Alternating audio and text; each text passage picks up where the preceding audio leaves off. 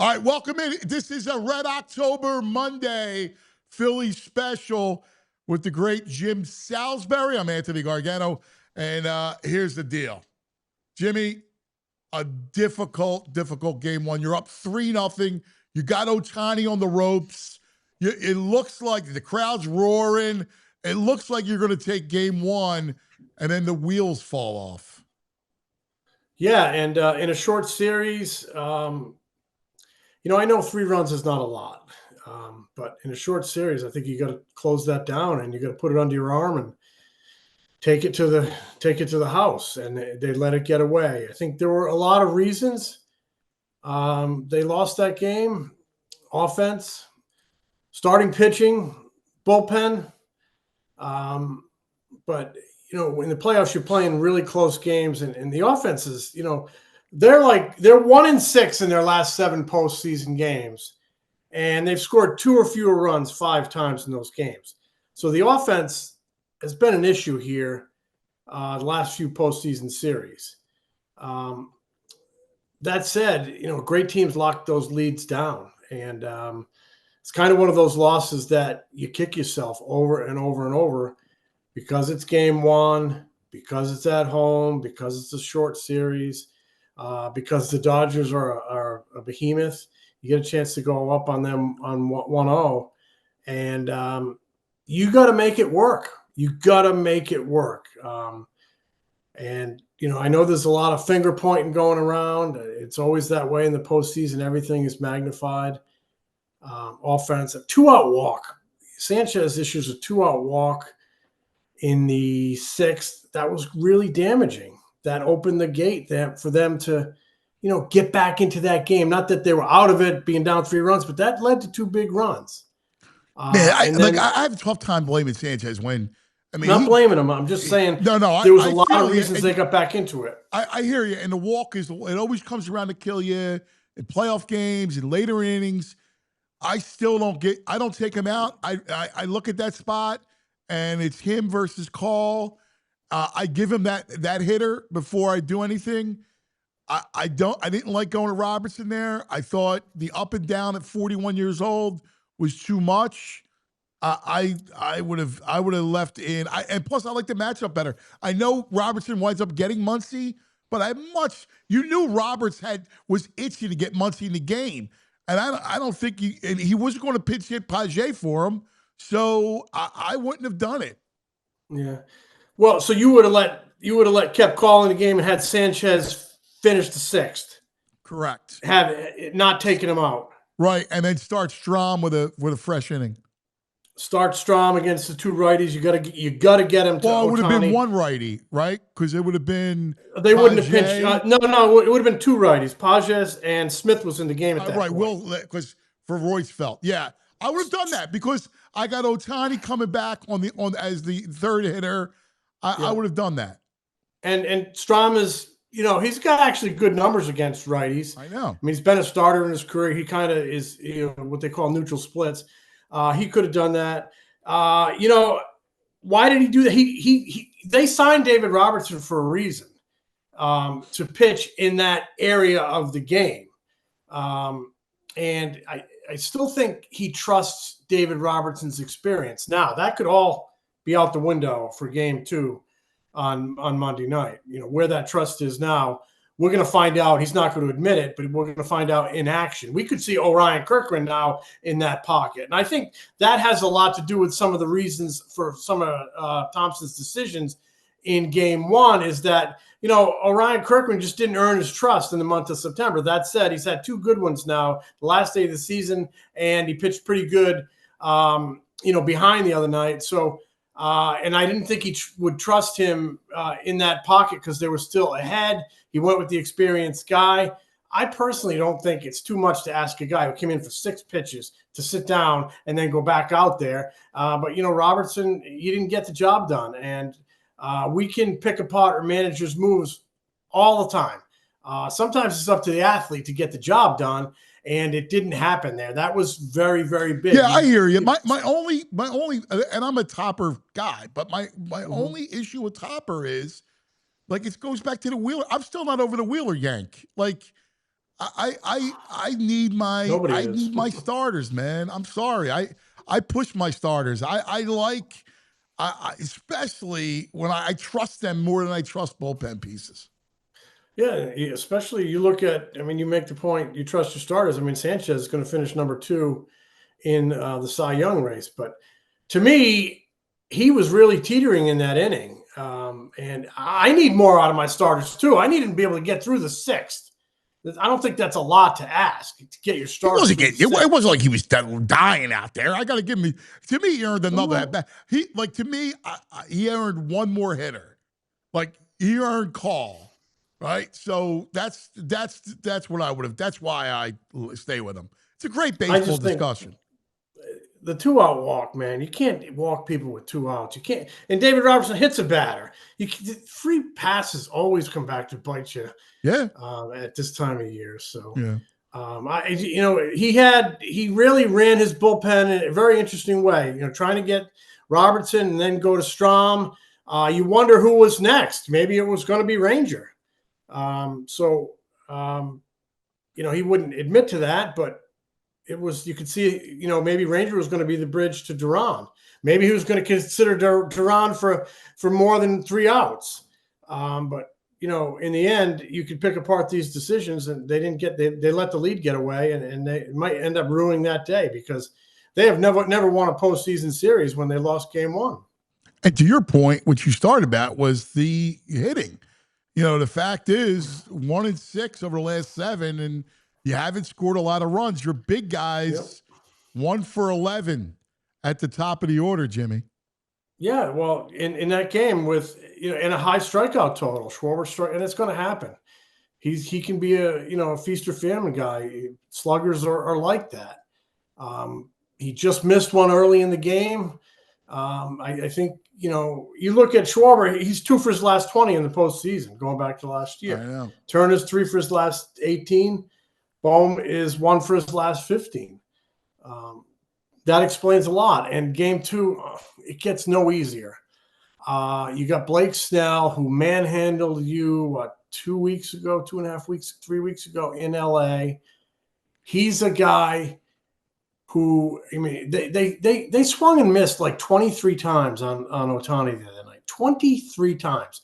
Now, Ohtani. And the shame is you had him on the ropes. Like they had to have a mound visit that you had Ohtani on the ropes. You had a 3-run lead on Ohtani. You are a team with World Series aspirations. You have to lock that down. Yeah. That was a game you had to lock down. But back to Snell, game 2 tonight. Oh, Snell. So, Ohtani has a ton of swing and miss. Snell's a swing and miss guy, and he's also a guy that can get you to chase with that. He's got great off-speed stuff. Breaking ball, changeup, slider, sweeper, whatever you call it. He can get you to chase out of the zone. It's a very difficult matchup in game 2, and it gets no easier with Yamamoto. So, I put a lot on the offense to figure out a way to get to Snell, and a lot on, Luzardo pitching at home. He's got to have a good one. All right, let's start. Got to play good. Let's start with the Phil's lineup. How do you construct it? Are you playing Weston Wilson tonight? Is your outfield Bader, Castellanos, Wilson, or Kemp, who's got a little bit of right-handed pop? I think you got to go Sosa over Stott. No, that's the way he's been doing it. Stott was in there regularly against lefties when Turner was down, but they had tremendous success final couple months using these platoons. I would expect them to employ that against the left-hander. I would expect to see Castellanos in right field. I think we'll probably see Weston Wilson in left field.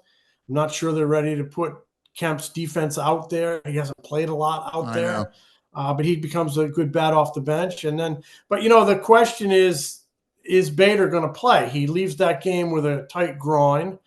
He was checked out on Sunday. He says he's fine. They say it's not that bad, but you never know what it's going to feel like 48 hours later. So it would be a very curious lineup. If Bader's not in there, you could see Marsh have to play center field. Yeah. That's a left-handed bat, not optimum against Snell. So just based on Rob's action down the stretch, I would expect to see Weston Wilson in left. I would expect to see Castellanos in right, Sosa at second. Yeah, Sosa has to be at second. Let's go over Snell a minute because, of course, he missed the bulk of the year. We're up until August, from April to August, with that injury. And, I mean, he's been on fire. The one issue is home road. Like, he does have home road splits. He struggles a little bit on the road. As recently as September, he goes to Pittsburgh, 5 innings, 9 hits, 5 runs against the Pirates. I mean, you can look at it. Maybe he does struggle a little bit. He's amped up. You know, we saw him. He was laser focused. 12 strikeouts, like you mentioned, on September 17th. Right? 7 shutout in that game, I think. 2 hits. Yeah, I mean, yeah. Hey, you'll hang your hat on any potential edge you can get. If it's the fact that maybe he doesn't pitch as well on the road, but yeah, I just think at this time of year, he's a 2-time Cy Young winner. These are the times you need to raise your game and not worry about where you're pitching. To me, the Dodgers overcame a 3-run deficit in the cauldron of Citizens Bank Park, where I know it's not the same Dodgers teams, but that franchise had lost 7 straight postseason games in Philadelphia, dating back to 1978 in Veterans Stadium. Yeah, the 08-09 where they lost 5 of them. They lost 5 of them here. So, and they're all different players, largely different organization, but you know, the invincibility of Citizens Bank Park now that you can't win here if you're a road team is out the window. The Arizona Diamondbacks won 2 games here to go to the LCS. The Mets came out and came back from a 1-run deficit and beat up the Phillies bullpen to take game 1 last year. Total tone setter. And now the Phillies have lost game 1 against the Dodgers here. So, you know, opposing teams, 3 of them now have come in here and you know, thumbed their nose at the cauldron that is, you know, Citizens Bank Park. They know they can win here. Well, Luzardo, let's look at Luzardo for a second because he's pitched well against the Dodgers this year. 14 total innings. He's only given up 8 hits, 4 runs. He struck out 14. And the 4 runs basically because the 2 home runs he gave up. But only 8 hits in 14 innings with 14 Ks against this Dodger team. Pitched, I think, really well against them when the Dodgers came in here. Yes. In April. That was when he was, you know, picking up that new sweeper, and he got off to that great start. Was feeling really good about himself. Gave up the 2 home runs a few weeks ago in Dodger Stadium. It's almost like 2 different seasons. He pitched against them with, 6 months apart. You know, they've gotten to look at him. He's gotten to look at them. He needs to execute pitches. He needs to have that, you know, that sweeper working, especially against, Ohtani, Freeman. And, you know, I think there's another thing at play here is he needs, to me, to kind of stay out of his own head and be really focused on executing pitches. There is so much buzz and chatter about tipping pitches and stealing signs. We saw it again the other night when Pages is on second base and he waves his right arm when Strom is pitching to Teoscar Hernandez. And maybe it was a decoy. Maybe he was tipping location. You know, Strom was adamant that there's no way he could pick up his grip or what he was throwing there. And I tend to agree with him. But the fact is maybe it's just gamesmanship. And if you're the Dodgers and you get the Phillies thinking that they're picking up something, all of a sudden now your concentration is dented just that little bit. So given that Luzardo has that history in the mid-season, he was tipping pitches. He got crushed 2 games in a row, has since fixed that. He has admitted that, you know, it's on his mind at times, you know, being vigilant and protective of not doing that. If he thinks he has to do that against this team, you know, maybe he's not focused on executing. Yeah, that's the only thing that scares me going into tonight, which is runners on base. He's a different pitcher with runners on base. So keep the runners off base. You know, the best way to pitch, you know, to succeed with runners on base is don't put them there. You know, it's like the best way to hit a breaking ball is don't miss the fastball. So you be proactive. They need to come out there and have a great game tonight. They need their big boys to hit And I know it's a broken record. You need to come out and get runs early. And that's why that loss in game 1 hurt, because they got runs early. The crowd was in the game.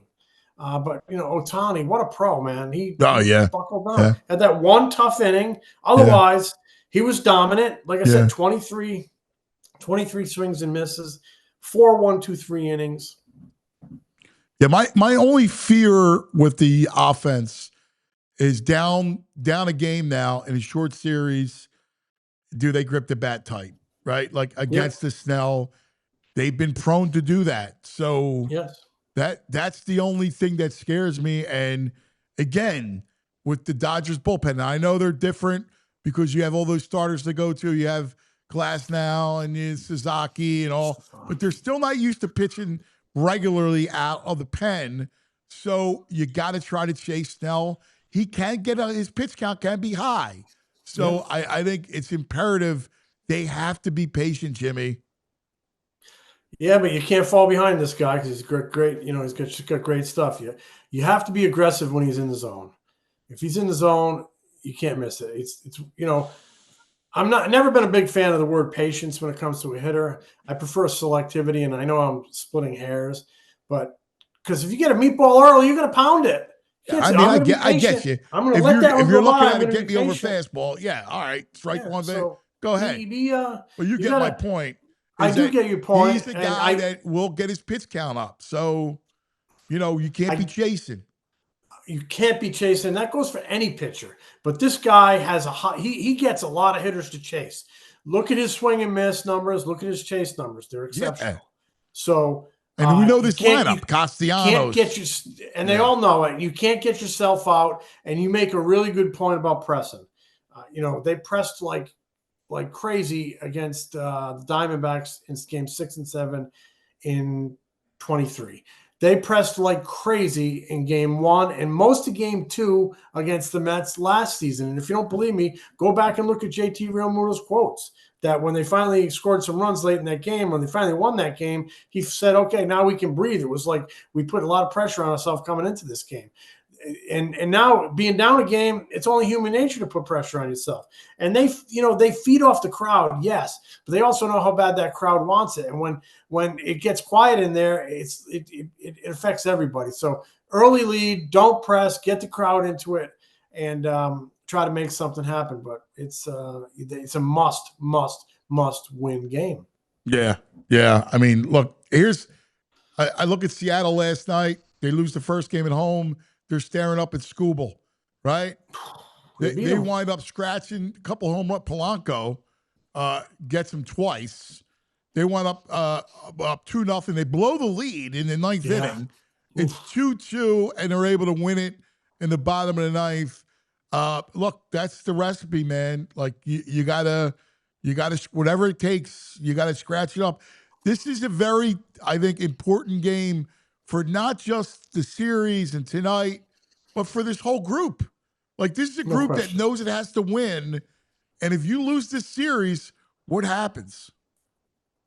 No question. Well, you know what could happen. They have 3 or 4 prominent free agents: Schwarber, Realmuto, Suarez. You can put Bader on that list. And you just never know when you're going to get another shot. I mean, I wrote about this the other day on the website, how they got their big nucleus is all 32 to 34. You're going to have Zach Wheeler back next year. He's going to turn 36. These opportunities aren't promised to anybody, and they've been to the postseason now 4 years in a row. At some point, you have to cash in, and if they don't, you just wonder what the shakeup is going to look like. Are they going to be aggressive with their own free agents? I expect them to be aggressive on Kyle Schwarber. Will they rethink Realmuto? I don't know who's going to catch if they do, but, will they not be aggressive on Ranger?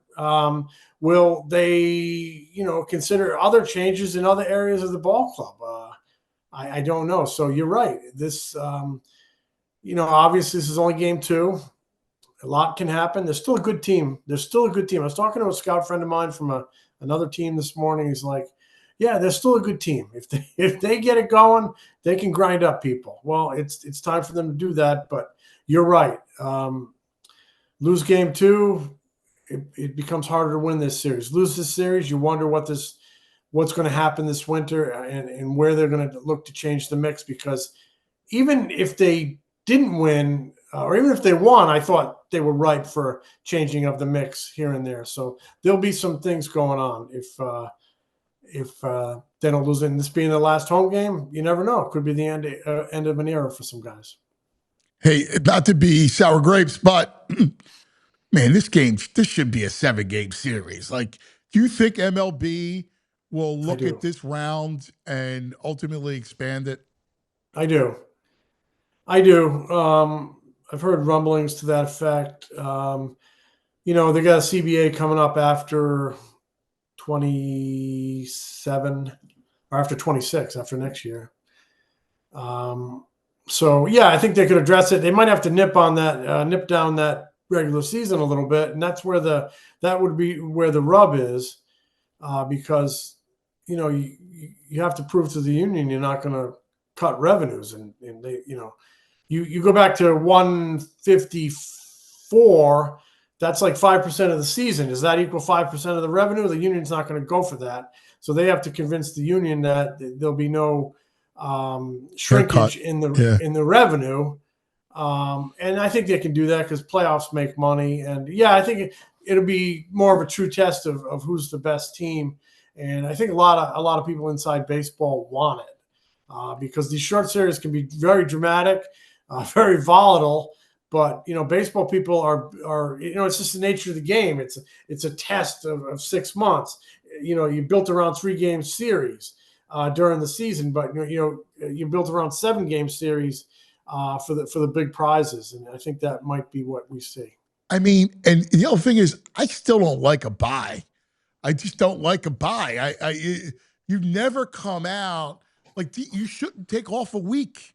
Like, it's a reward, and you get healthy at times. I get it, but a week, it's just too long. And I'll throw this. This is way too drastic. You'll probably hate this, but I'll be honest with you. You know what I would do? I would cut a major cut into the regular season, and I would add 2 playoff teams, and I would go 7-game series and throughout, and start it in Labor Day. And the playoffs are amazing. Like, every game, it just matters. Every swing. I need more of that. Instead of rushing through the playoffs, let it breathe and dive into it. It works for hockey, right? It works for basketball. I would do the same thing. Well, you're talking a dramatic shortening of the season. I am. I'm also talking about adding a full layer of having 3 7-game series leading up to the World Series. Yeah, I'm not sure that we would see that. I agree we would never see it. And 14 playoff teams would be too many.